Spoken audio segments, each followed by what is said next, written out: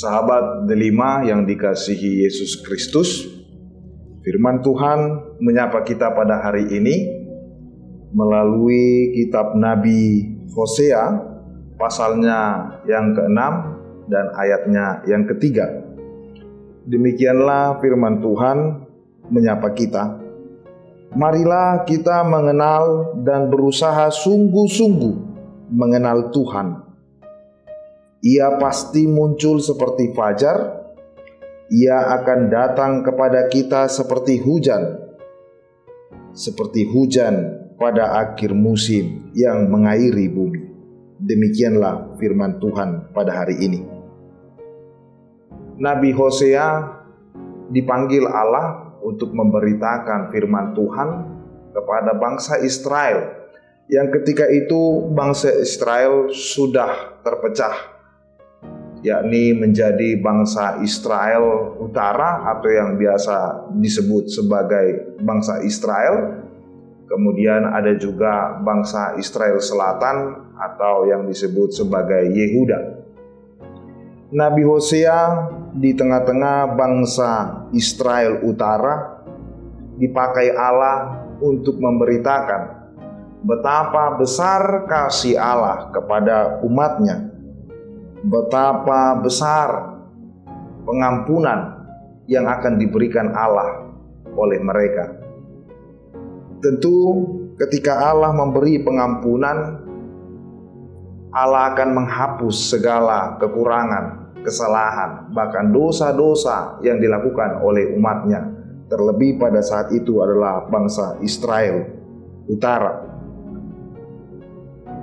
Bangsa Israel Utara yang dipimpin oleh Raja Yerobeam mengalami keterpurukan yang sangat mendalam. Bahkan mereka dihancurkan oleh bangsa Asyur. Ketidaksetiaan mereka kepada Allah mengakibatkan kehancuran, mengakibatkan kekacauan. Namun, walaupun di tengah-tengah kekacauan, Nabi Hosea berdiri menyatakan kasih sayang Allah kepada mereka. Nabi Hosea menggambarkan supaya mereka mengenal Allah yang Maha Pengasih, agar mereka dapat menerima pengasihan dari Allah. Tentu bila mereka tidak mengenal Allah, mereka tidak akan menerima pengasihan dari Allah. Marilah kita mengenal dan berusaha sungguh-sungguh mengenal Tuhan. Nabi Hosea berkata kepada bangsa Israel, dengan mengenal Tuhan, mereka akan dikuatkan, mereka akan dipulihkan.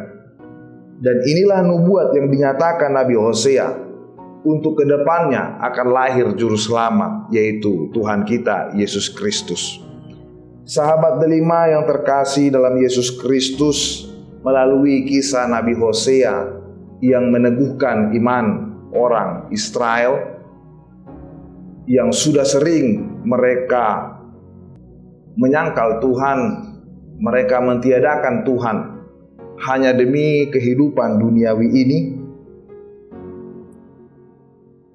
Sering sekali Nabi Hosea tidak didengarkan, Nabi Hosea diabaikan.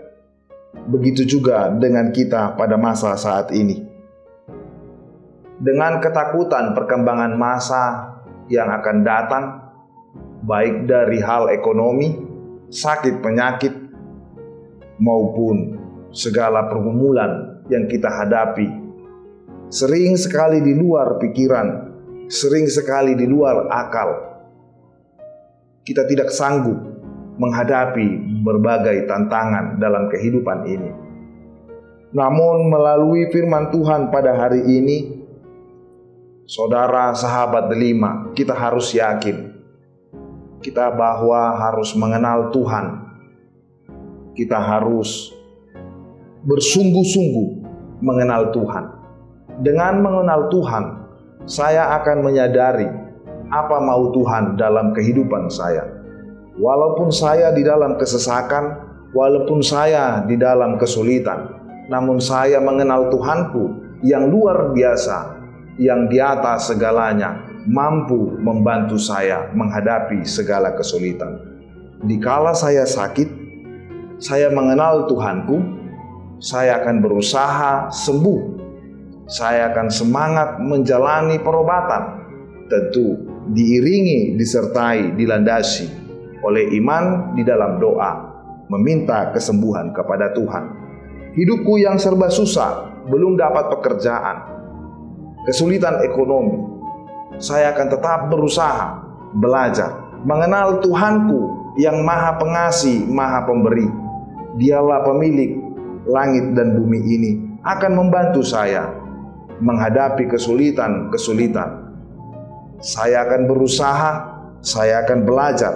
Kiranya semua usaha dan pelajaran saya Tuhan berkati dan membuahkan hasil yang baik yang dapat saya nikmati bersama dengan keluarga saya. Sehingga walaupun banyak kesesakan dalam kehidupan saya telah mengenal sungguh-sungguh Tuhan saya yang begitu besar, yang begitu berkuasa membantu saya melalui segala rintangan kehidupan. Kiranya kasih Tuhan yang akan muncul seperti fajar, yang akan datang seperti hujan, menyejukkan hati dan pikiran kita untuk memulai hari ini dengan semangat dari Tuhan dan dengan kasih dari Tuhan. Kita mampu bersukacita, bersungguh-sungguh mengenal Tuhan dan hidup di dalam sukacita Tuhan. Demikian firman Tuhan bagi kita, sahabat Delima. Kiranya Tuhan senantiasa mengasihi kita, menyejukkan hati dan pikiran kita. Amin.